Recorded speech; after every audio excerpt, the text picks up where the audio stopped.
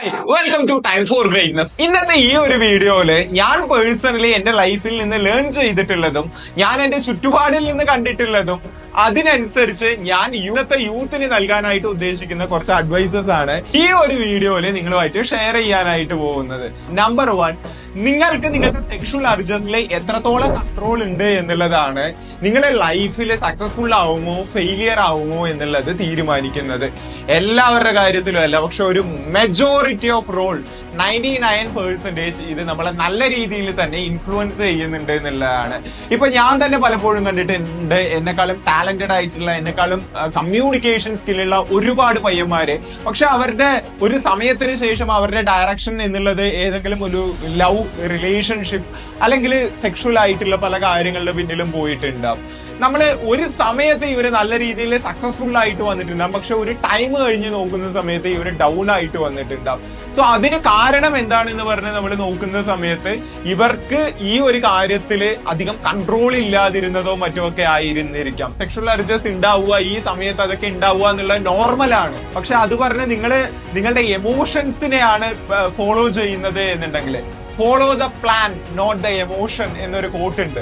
നിങ്ങൾ നിങ്ങളുടെ എമോഷൻസിനെ ഫോളോ ചെയ്ത് പോവുകയാണ് എന്നുണ്ടെങ്കിൽ അതിനനുസരിച്ചിട്ടുള്ള ഒരു ഡൈ എൻഡിലായിരിക്കും നിങ്ങൾ എത്തിപ്പെടുന്നുണ്ടാവുക. സോ അതുകൊണ്ട് തന്നെ എമോഷൻസിനെ ഭയങ്കരമായിട്ട് ഫോളോ ചെയ്യാതെ നിങ്ങളുടെ പ്ലാനുകളെ ഡേ ബൈ ഡേ ഫോളോ ചെയ്യുക. നിങ്ങൾക്കത് ഫോളോ ചെയ്യാനായിട്ട് എമോഷണലി നിങ്ങൾക്കത് ഭയങ്കര ബുദ്ധിമുട്ടായിരിക്കും. നിങ്ങളുടെ എമോഷൻ നിങ്ങളെ മറ്റൊരു വശത്തേക്ക് നയിക്കുന്നുണ്ടാവും.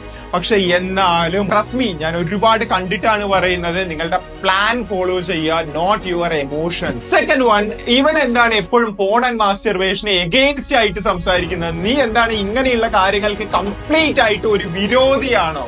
നീ എന്താ വേറെ ഏതെങ്കിലും ഗ്രഹത്തിൽ നിന്ന് വന്ന ഒരു മനുഷ്യനാണോ എന്നൊക്കെ പലരും ചോദിക്കാറുണ്ട്. ഇതൊന്നും കംപ്ലീറ്റ് ആയിട്ട് വേണ്ട എന്നുള്ളതൊന്നും അല്ല ബ്രോ പറയുന്നത്. പക്ഷെ ഇത് നമ്മളുടെ ബ്രെയിനിനെ നമുക്കത് കാണാൻ പറ്റാത്തത് കൊണ്ടാണ്.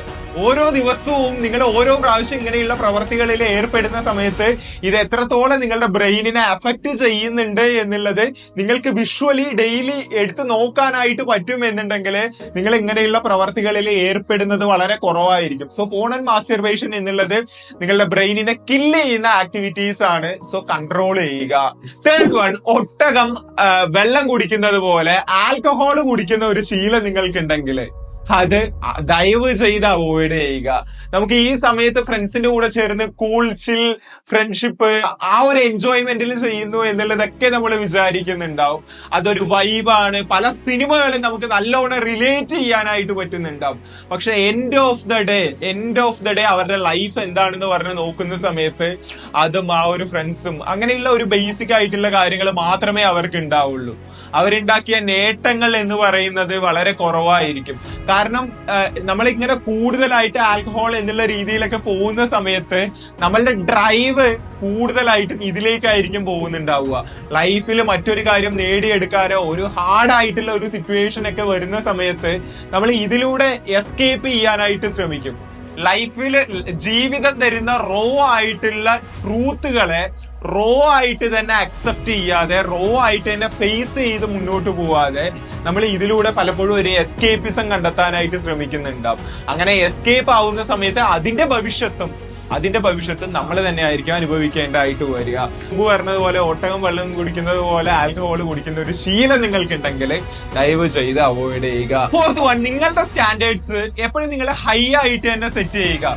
ഒരു കാര്യം, ഒരു ലോ സ്റ്റാൻഡേർഡിലുള്ള ഒരു കാര്യം അവൈലബിൾ ആണ് എന്ന് പറഞ്ഞ് നിങ്ങളുടെ സ്റ്റാൻഡ് വിട്ട് നിങ്ങൾ കളിക്കാതിരിക്കുക. അങ്ങനെ ഇറങ്ങി കളിക്കുന്ന സമയത്ത് നമ്മളുടെ സെൽഫ് എസ്റ്റീം, നമ്മളുടെ സെൽഫ് ലവ് കാര്യങ്ങളൊക്കെ ആയിരിക്കും അതിൽ നിന്ന് നഷ്ടമാവുന്നുണ്ടാവുക. സോ നിങ്ങൾക്കായിട്ട് ഒരു സ്റ്റാൻഡേർഡ് സെറ്റ് ചെയ്യുക.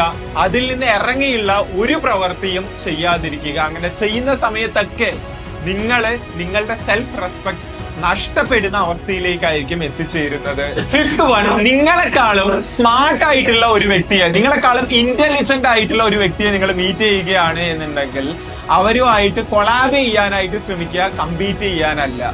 നിങ്ങൾ അവരുമായിട്ട് കോമ്പറ്റീറ്റ് ചെയ്യാനായിട്ട് ശ്രമിക്കുന്ന സമയത്ത് ഈ അടുത്ത ഒരു കോട്ട് ഞാൻ കണ്ടിട്ടുണ്ടായിരുന്നു, 1 = 1, 1 + 1 = 3 എന്ന് പറഞ്ഞ്. 1+, അതായത് കൊളാബറേഷനിൽ ഉണ്ടാവുന്ന റിസൾട്ട് എന്നുള്ളത് വളരെ വലുതായിരിക്കും. സോ 1 + 1 = 2 അല്ല, 1 + 1 = 3. അതുകൊണ്ട് തന്നെ നിങ്ങളെക്കാൾ സ്മാർട്ട് ആയിട്ടുള്ള ഒരു വ്യക്തിയെ നിങ്ങൾ മീറ്റ് ചെയ്യുന്ന സമയത്ത് കോമ്പീറ്റ് ചെയ്യാനായിട്ട് ശ്രമിക്കാതെ കൊളാബറേറ്റ് ചെയ്യാൻ ശ്രമിക്കുക. 6th one, ഞാനൊക്കെ എന്റെ ചെറുപ്പത്തിൽ വിചാരിച്ചിരുന്നത്, ഞാൻ ഒരു പ്രായം എത്തുന്ന സമയത്ത് ആരെങ്കിലും എന്റെ ലൈഫിലേക്ക് കടന്നു വരും, അവിടം തൊട്ട് എന്റെ കാര്യങ്ങളൊക്കെ അദ്ദേഹം നോക്കിക്കോളും. അല്ലെങ്കിൽ ആരെങ്കിലും എനിക്കായിട്ട്, ഞാൻ ഒരാളെ മീറ്റ് ചെയ്യും, അദ്ദേഹം വന്നിട്ട് എനിക്ക് നല്ലൊരു എമൗണ്ട് തരും, അദ്ദേഹം വന്നിട്ട് എന്റെ ലൈഫ് സേവ് ചെയ്യും, ഞാൻ പോണം എന്ന് വിചാരിക്കുന്ന സ്ഥലത്തേക്കൊക്കെ എന്നെ കൊണ്ടുപോകും എന്നുള്ള രീതിയിലൊക്കെ ആയിരുന്നു ഞാൻ ചിന്തിച്ചിട്ടുണ്ടായിരുന്നത്. ഒരു ഹാർഡസ്റ്റ് ആയിട്ടുള്ള ട്രൂത്ത് പറയാം, നിങ്ങളുടെ ലൈഫ് 100% നിങ്ങളുടെ റെസ്പോൺസിബിലിറ്റിയാണ്. ആരും തന്നെ വന്ന് നിങ്ങളെ സേവ് ചെയ്യാൻ പോകുന്നില്ല, ആരും തന്നെ വന്ന് നിങ്ങൾ ഉദ്ദേശിച്ച ഒരു ഹെവനിലേക്ക് നിങ്ങളെ കൊണ്ടുപോകാനായിട്ട് പോകുന്നില്ല. ഇത് അക്സെപ്റ്റ് ചെയ്യുക. നിങ്ങളുടെ ലൈഫ് ഇപ്പൊ എങ്ങനെയാണോ, നിങ്ങളിപ്പോ ലീനാണോ, നിങ്ങൾ കാരണമാണ് അങ്ങനെ ആയിട്ടുള്ളത്, നിങ്ങളിപ്പോ ഫാറ്റ് ആണോ, നിങ്ങൾ കാരണമാണ് അങ്ങനെ ആയിട്ടുള്ളത്, നിങ്ങൾ ബിസിനസ് ചെയ്ത് പൊട്ടിയിട്ടുണ്ടോ, നിങ്ങൾ കാരണം തന്നെയാണ് അങ്ങനെ ആയിട്ടുള്ളത്, മറ്റുള്ളവർ കാരണമല്ല. സോ നിങ്ങളുടെ ലൈഫിന്റെ 100% റെസ്പോൺസിബിലിറ്റി നിങ്ങൾ തന്നെ ഏറ്റെടുക്കണം. അവര് പല കാര്യങ്ങളും പറയുന്നുണ്ടാവും. ഇപ്പൊ എന്റെ ഒരു ഫ്രണ്ട് ഉണ്ട്, അവൻ ബാംഗ്ലൂർ പോയിട്ടേ ഇല്ല, അവൻ ഇരിക്കുന്നത് പാലക്കാടാണ് എന്നുണ്ടെങ്കിൽ അവന് കുറച്ച് കാര്യങ്ങൾ മേ ബി പറയാനായിട്ട് പറ്റും. പക്ഷെ റിയൽ തിങ് നിങ്ങൾക്ക് വേണമെന്നുണ്ടെങ്കിൽ ബാംഗ്ലൂർ പോയിട്ടുള്ള ആളുകളോട് ചോദിക്കുക. സോ നിങ്ങൾക്കൊരു ലക്ഷ്യമുണ്ട് എന്നുണ്ടെങ്കിൽ എല്ലാവരുടെ അടുത്തും പോയി അഡ്വൈസ് എടുക്കാതെ, എല്ലാവരുടെ അഡ്വൈസും പോയി കേൾക്കാതെ, ആ ഒരു ഡെസ്റ്റിനി റീച്ച് ആയിട്ടുള്ള ആളുകളുടെ അടുത്ത് നിന്ന് അഡ്വൈസസ് എടുക്കുക. 8th one, നിങ്ങൾ ഒരു 100 സെൽഫ് ഹെൽപ്പ് പുസ്തകങ്ങൾ വായിക്കണമെന്നില്ല, നിങ്ങൾ 100 മോട്ടിവേഷൻ പുസ്തകങ്ങൾ വായിക്കണമെന്നില്ല. അങ്ങനെ മോട്ടിവേഷൻ പുസ്തകങ്ങൾ വായിച്ചുകൊണ്ട് മാത്രം നിങ്ങളെ ലൈഫിൽ എവിടെ എത്തണമെന്നും ഒരു നിർബന്ധവും ഇല്ല.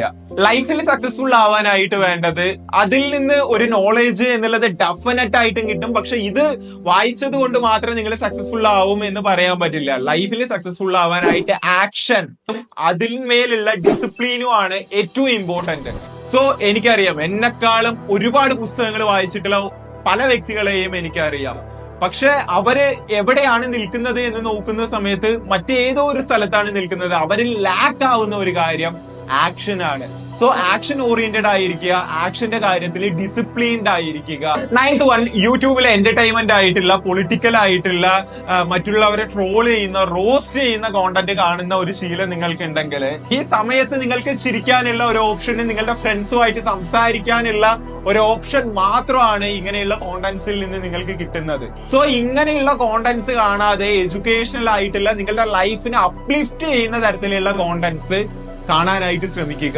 10th one, നിങ്ങൾക്ക് ഡിപ്രഷനിലേക്ക് പോകണമെന്നുണ്ടെങ്കിൽ അതിലേക്കുള്ള ഒരു ചീപ്പ് ടിക്കറ്റ് എന്താണെന്ന് അറിയാമോ? കംഫേർട്ട്. നിങ്ങൾ നിങ്ങളുടെ ലൈഫിൽ എത്രത്തോളം കംഫേർട്ടബിൾ ആയിരിക്കുന്നോ അത്രത്തോളം നിങ്ങൾ ഡിപ്രഷനിലേക്ക് പോകുന്നുണ്ടാവും. പ്രത്യേകിച്ച് ഞാൻ ഈ സംസാരിക്കുന്ന യൂത്തിനോടാണ്. നിങ്ങൾ ഇപ്പൊ കംഫേർട്ട് സീക്ക് ചെയ്യാനായിട്ട് തുടങ്ങിക്കഴിഞ്ഞാൽ നിങ്ങളുടെ ലൈഫ് എന്നുള്ളത് ഫ്യൂച്ചറിൽ വളരെ ഡിസ്കംഫർട്ടബിൾ ആയിട്ടുള്ള, നിങ്ങൾക്ക് ഭയങ്കരമായിട്ട് ഒരു സ്ട്രെസ്ഡ് ആയിട്ടുള്ള, ഒരു ഡിപ്രസ്ഡ് ആയിട്ടുള്ള ലൈഫായിരിക്കും നിങ്ങൾക്ക് ലഭിക്കാനായിട്ട് പോകുന്നത്.